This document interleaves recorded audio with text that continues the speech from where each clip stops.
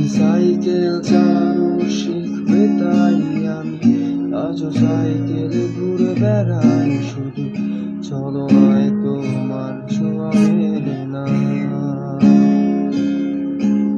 তুমি কবিতাগুলো পড়বে তাই আমি আজও রাত জেগে ছন্দ সাজাই, রাত শেষে শুধু ভোর ফিরে আসে না। আমি তোমাকে বুঝিয়ে দেবই তাই ব্যাগে আজও রাখি ফিজিক্স বইটি, শুধু